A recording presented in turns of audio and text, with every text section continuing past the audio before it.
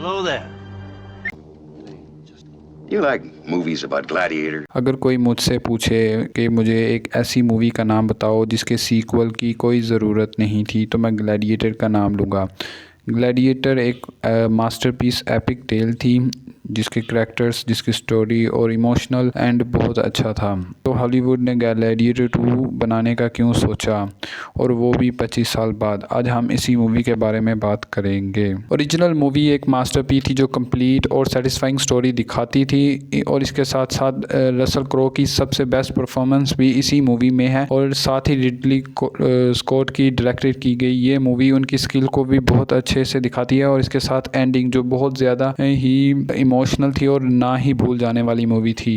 तो इतने अरसे बाद जब मैंने सुना कि ग्लैडिएटर 2 आ रहा था और मैं सोच रहा था कि आखिर इसकी क्या ज़रूरत है, इसे बनाने की क्या ही ज़रूरत है, और मूवी देखने के बाद भी मैं यही सोच रहा हूँ कि आखिर इसको बनाने की क्या ज़रूरत थी। मैं अभी भी सोच रहा हूँ और कंफ्यूज हूँ कि आखिर ये मूवी एग्जिस्ट करती ही क्यों है, क्योंकि अगर मैं ग्लैडिएटर देखूँ और ग्लैडिएटर 2 देखूँ तो मुझे ज़्यादा फ़र्क नहीं आता, बल्कि एक देख कर लगता है कि ये मूवी सीधा सीधा कॉपी और छापी गई है। ये मूवी एक सीक्वल कम रीमेक ज़्यादा लगती है। अगर हम मूवी की ग्लैडिएटर 2 मूवी की स्टोरी देखें तो प्लॉट पॉइंट्स और कैरेक्टर्स सारे ग्लैडिएटर जो मूवी पहली है उससे से उठाए गए हैं, बल्कि उसी का एक छापा है। बस फ़र्क इतना है कि ये मूवी बहुत बहुत ज़्यादा स्लो और ऊपर से बेवकूफ़ी वाली डम्बर मूवी है। और अगर हम इसके कैरेक्टर्स की बात करें तो वो ज़्यादातर अनडेवलप्ड हैं, और इसकी जो प्लॉट है वो ज़्यादा मेक सेंस नहीं बनाता, यानी उसकी कोई समझ नहीं आती। ये सीधा एक स्टोरी जो ग्लैडिएटर 1 बनाई गई थी उसी का ही एक छापा लगता है। स्टोरी 16 साल बाद मेन इवेंट के 16 साल बाद शुरू होती है। जो अब रोम है वो 2 एम्परर्स के द्वारा रूल किया जाता है। या तो वो दोनों पागल हैं या तो उनका दिमाग ख़राब है, दोनों में से कोई एक है।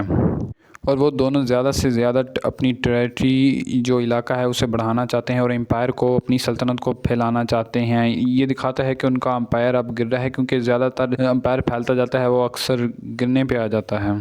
मूवी का आगाज़ लूसियस से होता है, जिसे हमने पिछली मूवी में देखा था, जो तब बच्चा था अब भागकर नॉर्थ अफ्रीका आ गया है अपने नए नाम से, और अपनी वाइफ के साथ रह रहा है जो बहुत ज़्यादा कूल है, मतलब कि एक तीरंदाज हैं।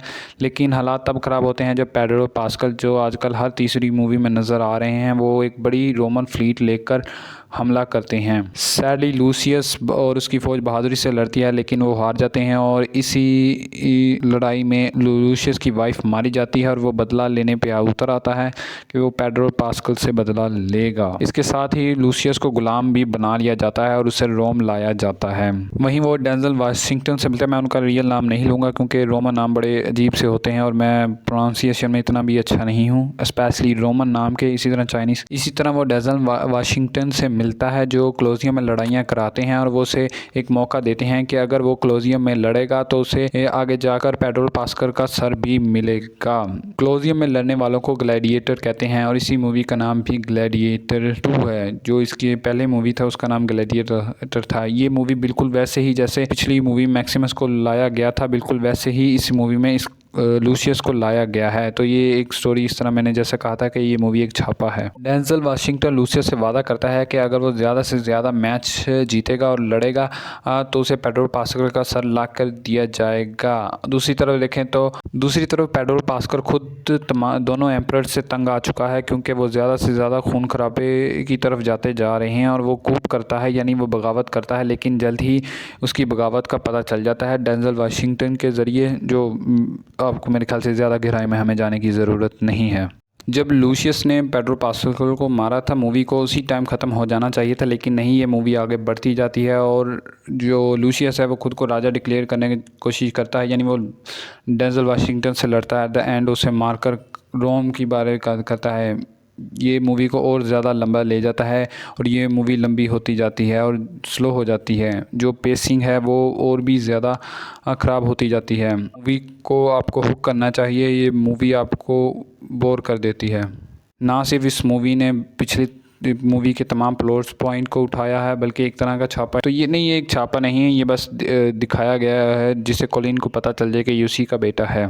जब पेड्रो पास्कल कूप करने वाला आता है तो एम्प्रेस को उसका पहले ही पता चल जाता है डेंजल वाशिंगटन के ज़रिए, तो वो उसे पकड़कर कोलोसियम में डाल देते हैं जिससे वो लूसियस से लड़ता है। अगर तुम सोचो लॉजिकली तो ये मूवी यहीं ख़त्म हो जानी चाहिए थी। पेड्रो पास्कल का अंत हो जाना चाहिए था और लूसियस को उसका बदला मिल जाना चाहिए था जिसने उसकी वाइफ को मारा था। वैसे नॉट डायरेक्टली मारा था लेकिन वार के ज़रिए। नहीं, ये मूवी और ज़्यादा आधा घंटा आपको बोर करेगी। रोमन लोगों का दिमाग ख़राब होने लगता है और वह दंगे फसाद शुरू करते हैं। वेल, मोस्टली पीसफुल प्रोटेस्ट होते हैं। डेंजल वाशिंगटन बड़ी चालाकी से दोनों एम्प्रेस को एक दूसरे को मारने पर मजबूर कर देता है क्योंकि दोनों एम्प्रेस का दिमाग ख़राब था ताकि वो खुद ताकत हासिल कर सके और एक तरह के एम्परर बन सके। दूसरी तरफ लूसियस अपनी एक अंगूठी बेचकर दूसरी फ़ौज को अपने साथ मिलाने की कोशिश करता है लेकिन वो लॉजिकली सोचें तो कोई फ़ौज तुम्हारे लिए क्यों लड़ना चाहेगी जिससे तुम कभी मिले ही नहीं।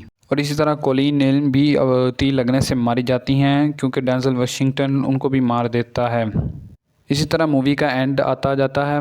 फ़ौजें शहरों के बिल्कुल बाहर सामने लड़ने के लिए तैयार होती हैं लेकिन डेंजल वाशिंगटन और लूसियस आपस में लड़ने का शुरू करते हैं। एक ऐसा आदमी जो अपने प्राइम में कई ग्लैडिएटर्स को मौत के घाट उतार चुका है, उसका मुकाबला एक 60 साल के बुढ़े से होता है। तो आप सोचिए कौन जीता होगा, लूसियस ग्लैडिएटर या डेंजल वाशिंगटन जो 60 साल का बुढ़ा है। नतीजा साफ है।